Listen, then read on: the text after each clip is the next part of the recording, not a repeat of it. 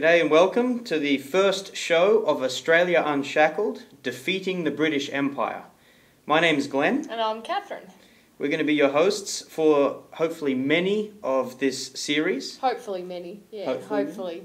Yep. We are going to be bringing you a show every 2 weeks, hopefully, on the latest from the Citizens Electoral Council, latest strategic updates, news, in-depth reports, looking at our policies across the board.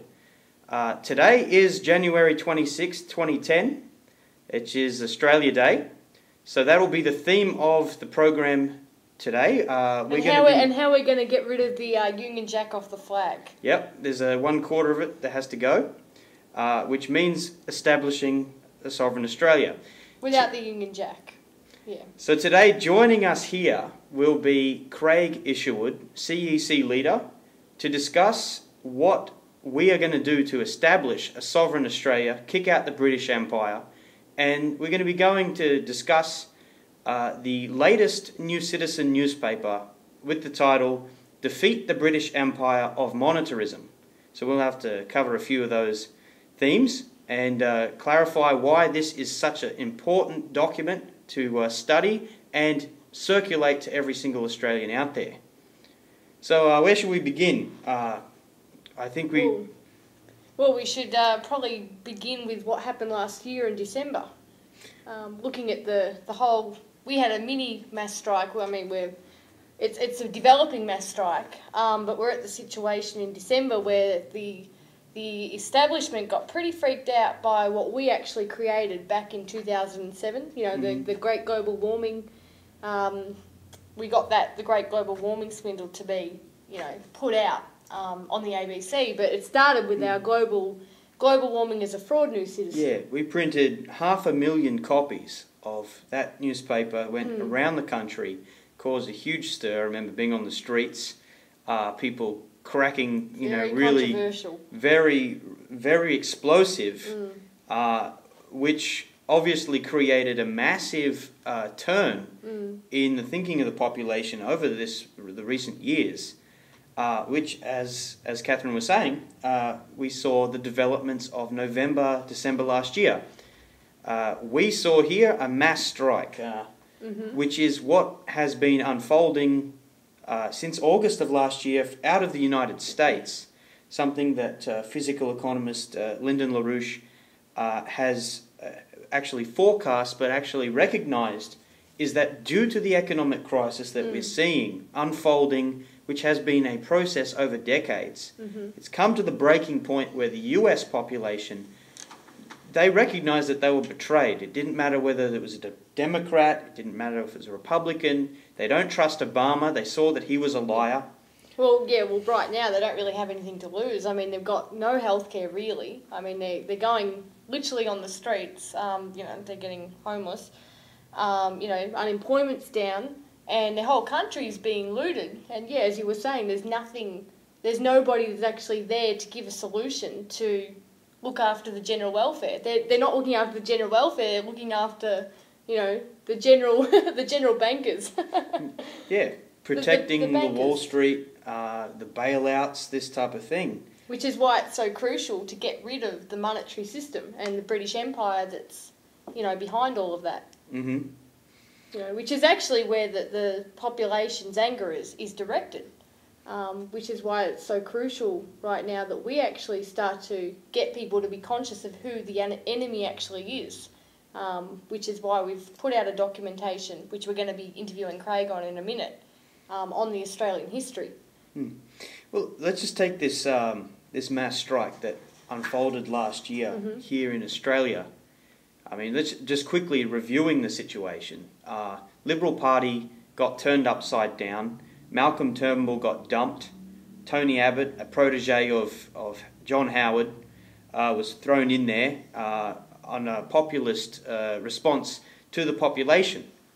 But what the population was reacting to was the green agenda, the emissions trading scheme, this policy of putting a tax on Australians, further, hacking them to the bone. Australians recognised that they were going to be screwed by this scam of a tax for what they weren't even sure was caused by human beings, global warming. Yeah, because if you take away, what people are wanting to take away, which is the CO2, you literally shut down development.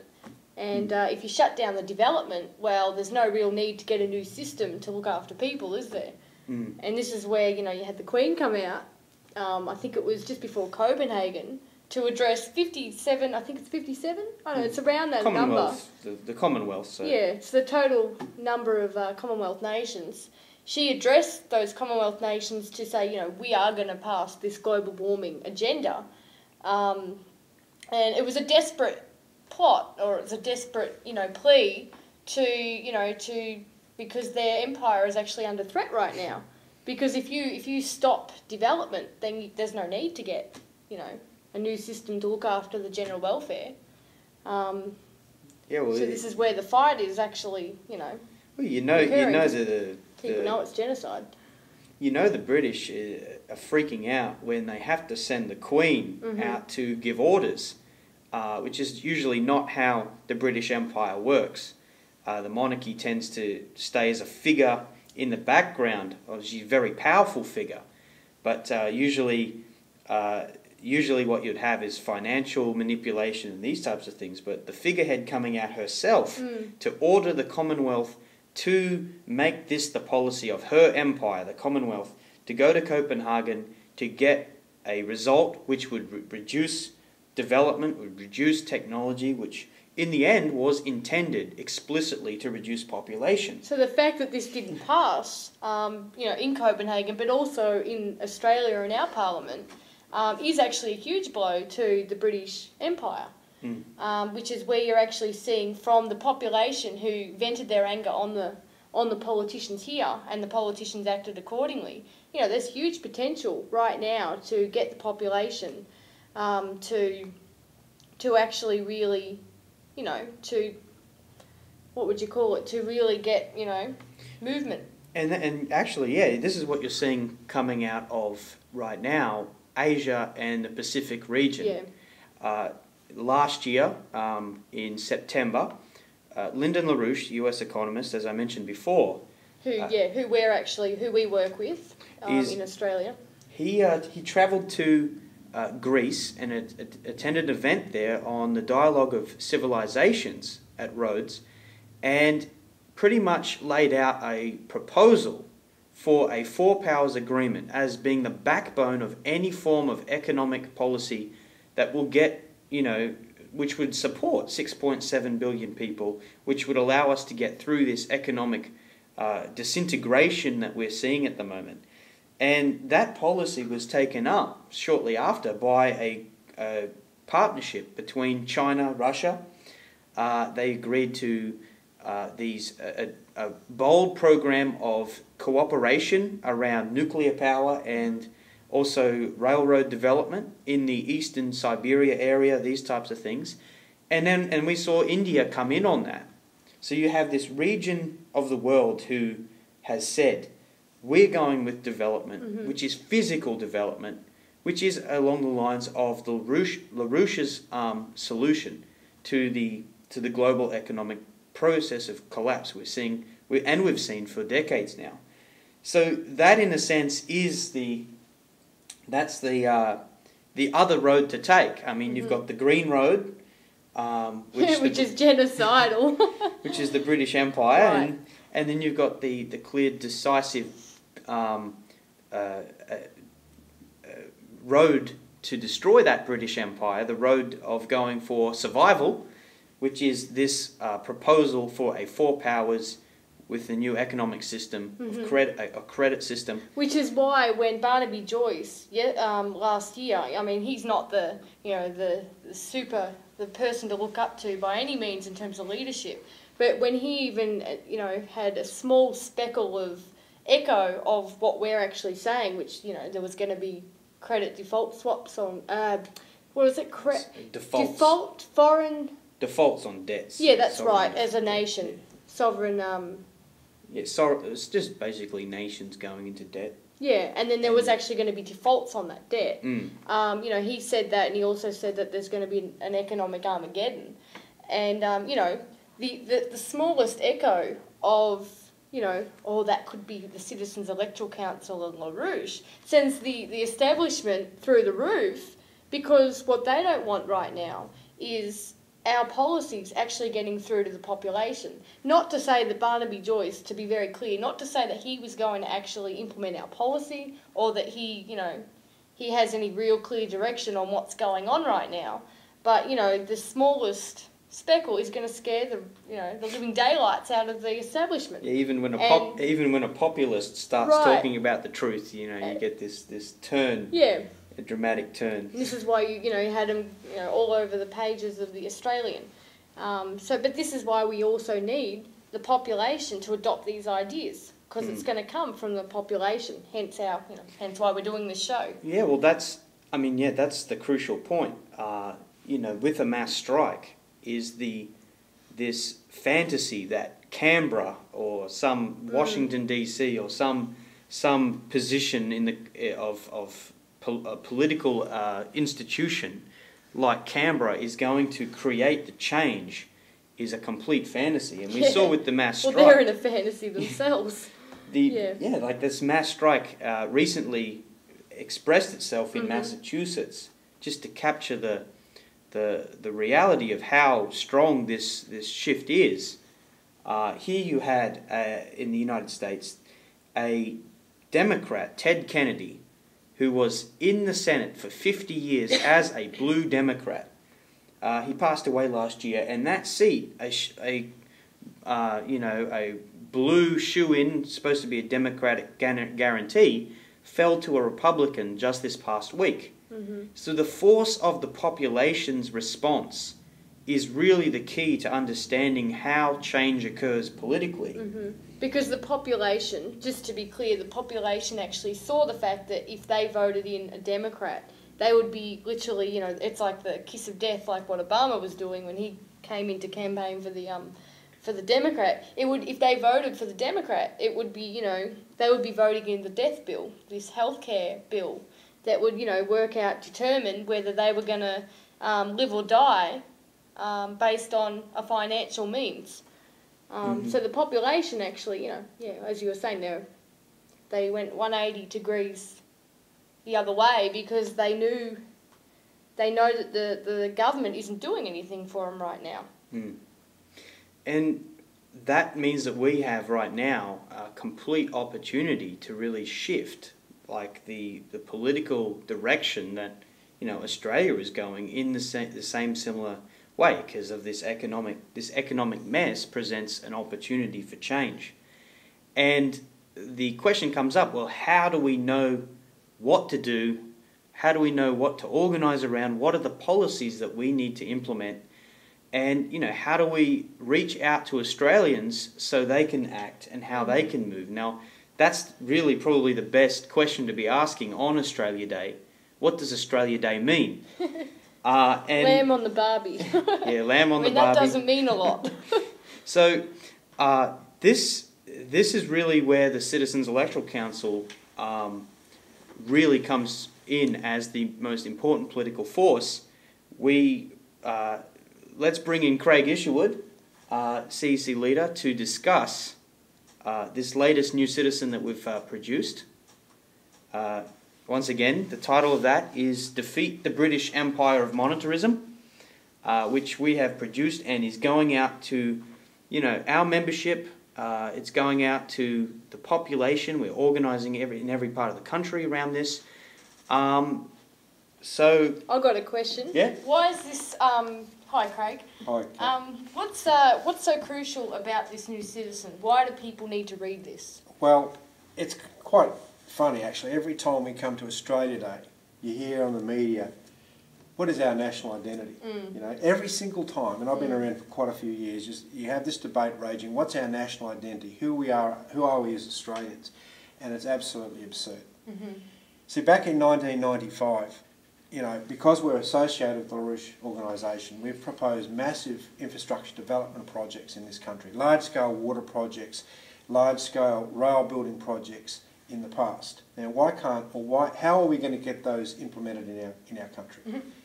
Well, it sort of struck us immediately that unless you fully understand your history, where you come from and what the truth of that history is, you can't do anything within a country.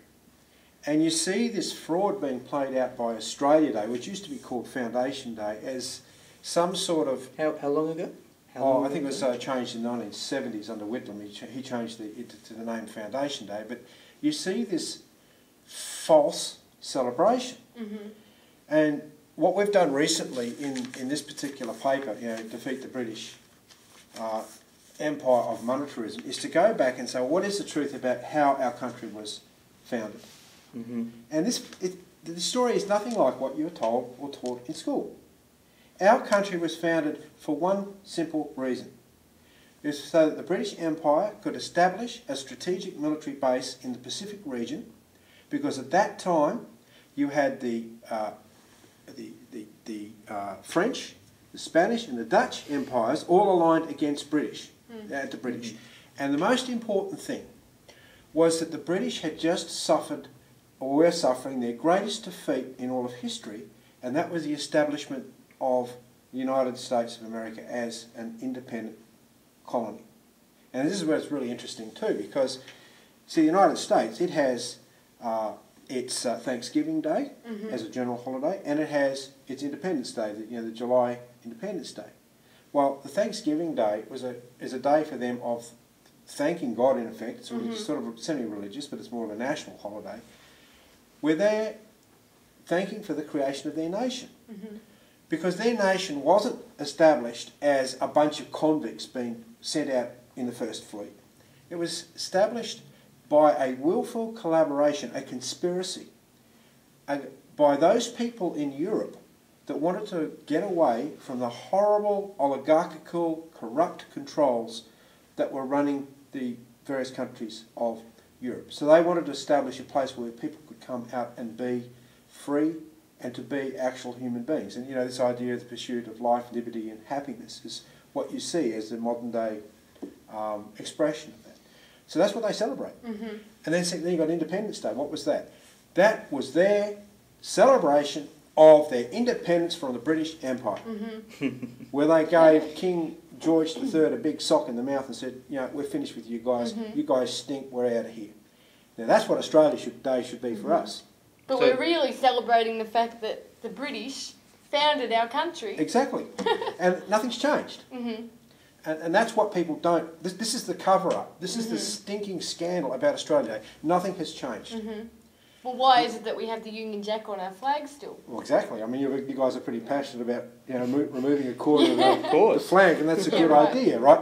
But look, nothing's changed. I mean, the Queen, the Queen changed the name from the Empire to the Commonwealth back in the 50s. But just recently at Chogam, what did she do? She came out and said, and I quote, "I believe we can be pleased with how far the Commonwealth has come in its 60 years, and yet how true it has remained to its origins." Ooh. What's its origins? Its origins is slave trading. It's opium trading. Now, what's happened in the last period, last 100 years or so, is that you've seen a bit of a switch in the empire, and it's moved from being the old style empire, into a financial type empire. Yeah, not so much the gunboats. No more gunboats, no more redcoats, like was seen in the American Revolution period. No, they've switched to being a financial empire. Well, on that, I mean, that's because that's what you get from the population all the time, organising, talking to them. There's no British Empire anymore. That went away sometime in history. Yeah, well, you ask, when did it go away? It hasn't gone away, and that's the trick. If you go back and look at the history of our country, you see the fight has always been against the British Empire.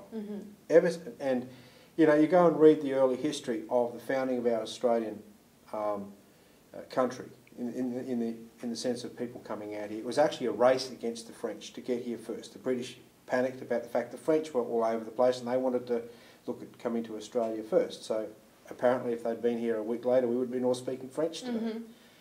But what the likes of Lord Shelburne, who's a very shady figure in Australian history, in British history actually, who governed the entire process. I mean, this guy is a direct protege of Venice, and Venice was the leading maritime ruling power. Well, he helped develop the, he helped conspire the Wealth of Nations with Adam Smith, which is fundamentally free trade. Which is globalisation and free trade. Which is what we've got today. Exactly. So you had this push to establish Australia, and how did they do it? It was by shipping down thousands upon thousands upon thousands of convicts. And those convicts were treated worse than the slaves that were actually being used as commodities from Africa that the British East India Company at that point was actually trading in. And you read the history of why those people were shifted down here, and that's the key. Yeah. Which is covered in this new Citizen. Absolutely, and in detail. I mean, we can only really just touch on this, but this is why it's very important for people to read it, understand it. But you know, of the 160,000 prisoners that were shipped out here, 50,000 of them were Irish. And this is the same Irish people that Ben Franklin used to go over to and spend times with, fighting for their liberties against the British Empire as well. So you had this tremendous Republican ferment, and of course when America won its revolution, you had this incredible spirit of republicanism all around the world. It was optimism against the British Empire. Now 50,000 of the convicts that came out in miserable conditions, disgusting conditions in Australia, well, inhumane, really. It's Irish. Yeah, because it stripped them down to being less than human, really. Yeah, and they were starved. And particularly in the 1830s, 40s, the policies by the British Empire towards the Irish caused massive famine, caused all sorts of horrible conditions. The same with Scotland. So you had a lot of Scottish political prisoners. So the point I'm trying to make is that when these prisoners were shipped out, they had a passion for republicanism. And even the British themselves, certain very high-level British figures were saying, well, it looks like we're creating a real nightmare for ourselves in Australia because of the strong republican tradition. Now, this tradition actually did give birth to people like John Dunmore Lang, a tremendous Australian whom you don't see covered very much in the history books. He wanted the United States of Australia as a republic here in Australia. Well, there's a monument to him in Canberra, but it's down the very back where no one will visit it. Yeah. It's, you know, and then you've got queens and kings all around the, you know, the neighbourhood, very visible. Yeah. So what's not talked about in Australia is this republican, this deep very republican identity. tradition. Well, that's what I remember when I was in school. I mean, you go through the history class. I mean, most of people are bored to tears, but or bored to sleep. That's true.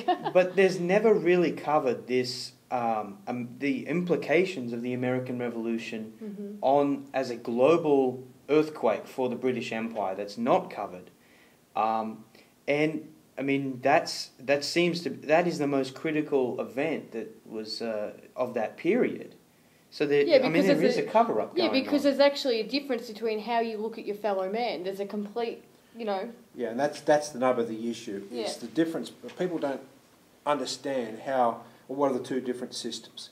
Look, an empire is feudalism, and under a monarch, and I think a monarch's an abomination. You know, Prince William was down here the week before last. Which then prompted a republican idea. Exactly, it's a yin yang, sort of like a Punch and Judy show in a sense. It's a joke. Which was really made for young women to go goo goo gaga and get the rest of the population on board, you know. Yeah, well, this is the desperation on behalf of the British Empire because they know that they're facing the biggest global financial disintegration in history. And there is this, as you're reporting about the Four Powers Agreement, there is this impulse in the Pacific part of the world right now, China, Russia, India and the other Southeast Asian nations, to go with real development against British monetarism.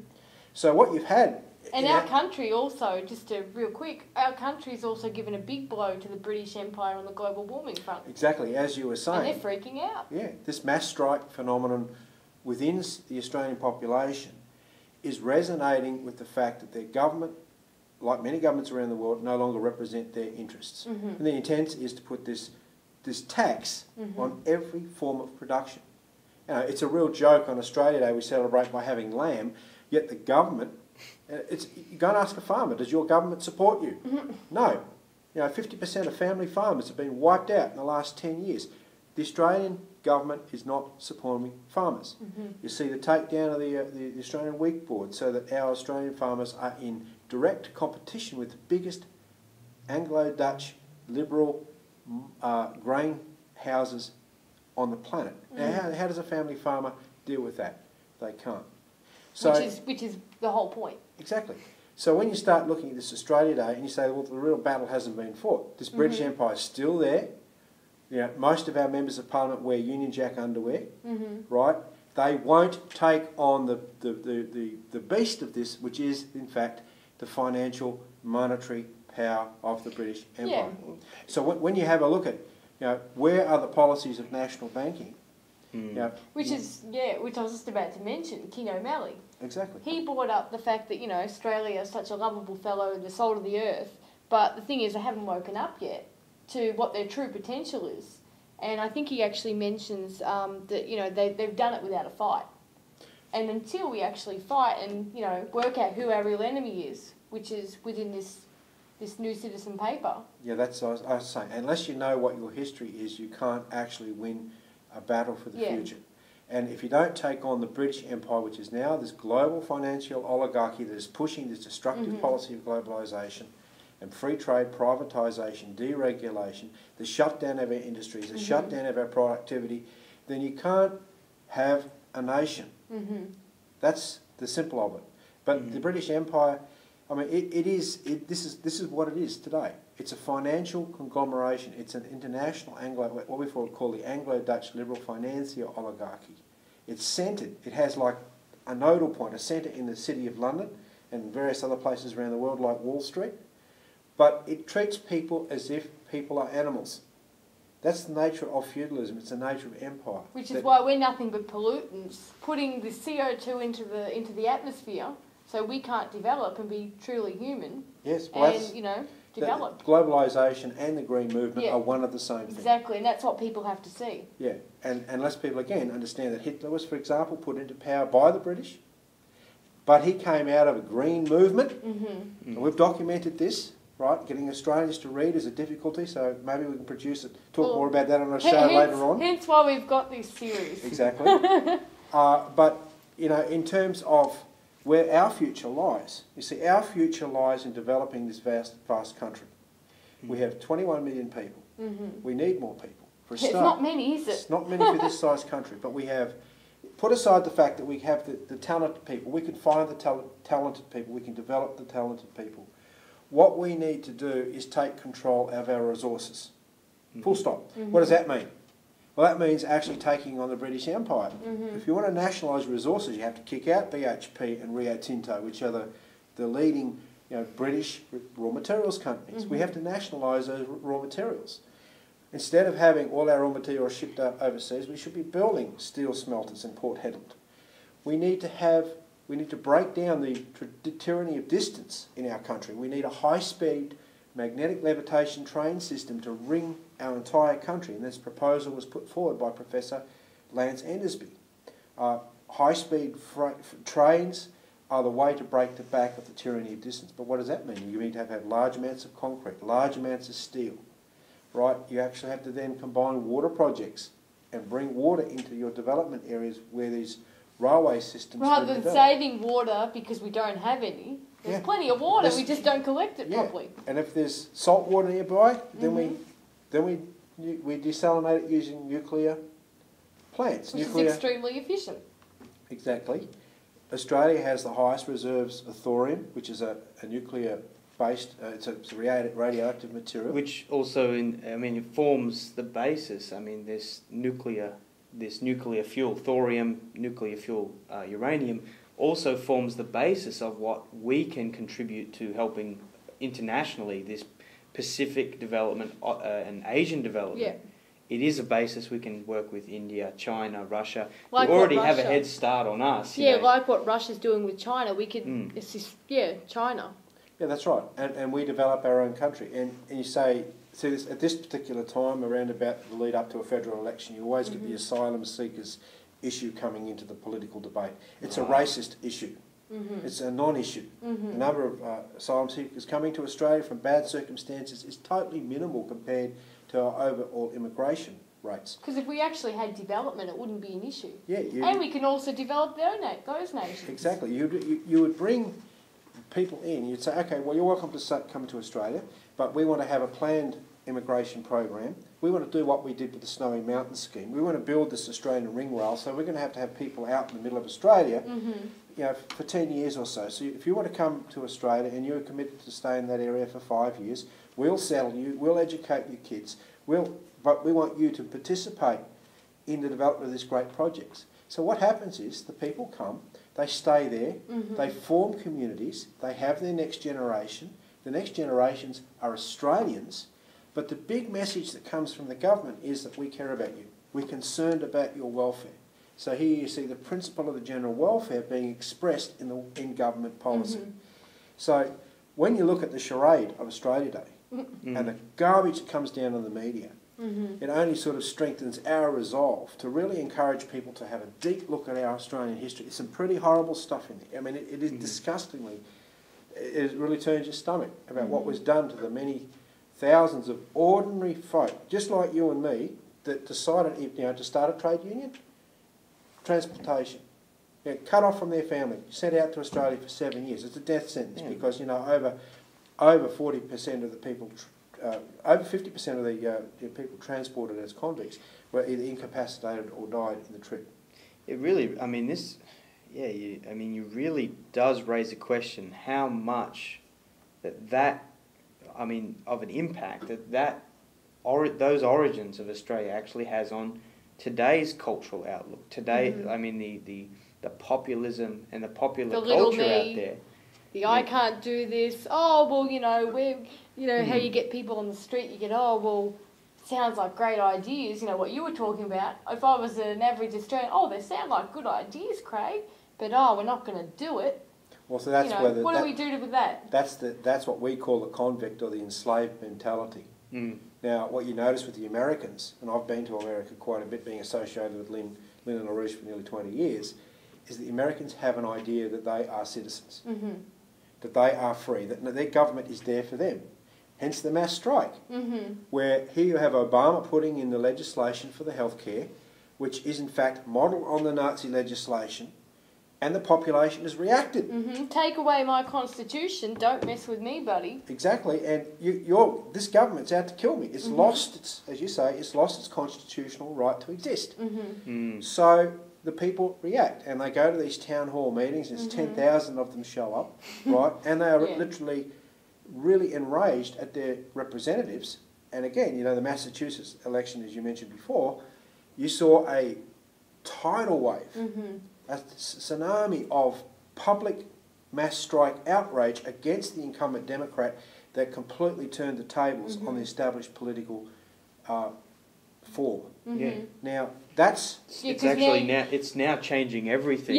Across the board, every policy, every move that Obama and the Democrats and the British Empire has now been disrupted by the populations asserting its constitutional rights, its natural rights under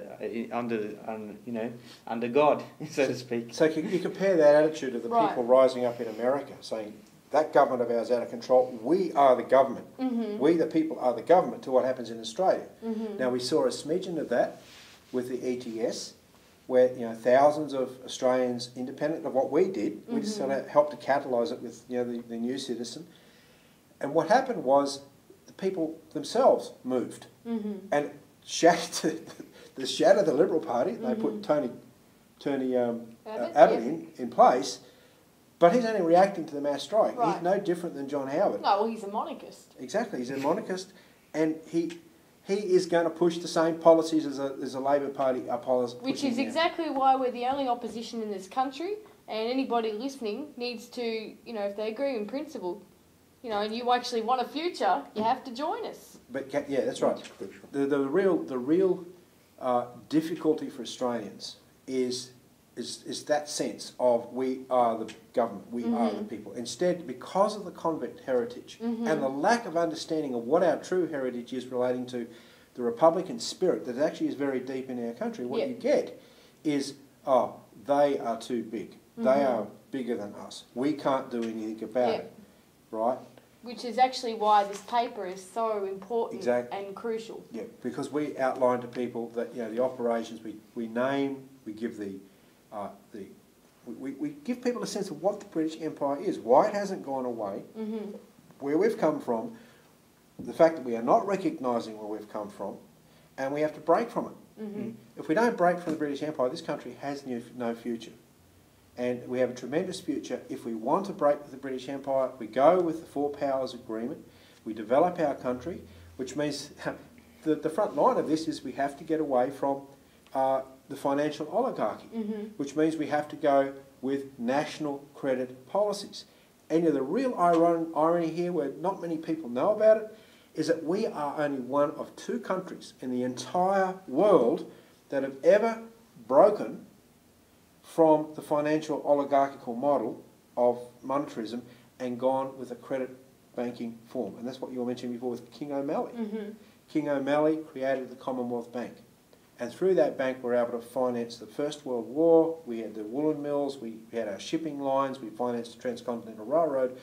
So we actually broke with the regular model under that bank. And if you go back into the 1890s, you'll see there's also a phenomenon of the mass strike back then, where people reacted because of the impulse again of Abraham Lincoln's United States and the war of the win that they had with the Civil War. In the 70s and the 80s, you had another upsurge of republicanism in this country, which led to the 1890s mass strike, which again was a similar, much more powerful expression of what happened with the... This was the formation of the union movement in Australia, right? Yeah, and then that led to the original Labor government. So it had a tremendous... Which now it's nothing but another Liberal Party. Well, it's effectively it's nothing. been sabotaged. The Labor Party, I believe, died out with Ben Chifley in terms of any real policies towards controlling the black plutonic... the money power, right? Because Ben Chifley, just for our audience, Ben Chifley was one of our Prime Ministers after John Curtin. That's right, and both John Curtin and Ben Chifley together brought Australia safely through the Second World War. I mean, Ben Chifley was very much in the background, but he was confidant for John Curtin, who took the political lead in, and again, effectively opposing the British Empire, because he had made a decision to break with Britain at the crucial point and turn to America for the support of MacArthur at that particular, with MacArthur and Franklin Roosevelt. Well, Australia might be speaking Japanese. Yeah, maybe. Right, and that's a matter of history. Again, if people don't understand their history, they don't understand where we've come from, you can't make the sorts of decisions to understand why we have a weakness on the cultural side of things, why we can't seem to take on the British and defeat this British Empire, and we fawn over these weaklings like and the fact that people, exactly. Yeah, because they don't realise that that's actually our enemy. That's right. So, but looking to the future, I was gonna ask you a final question. Looking ahead into the future 50 years, what should we be celebrating on January 26th?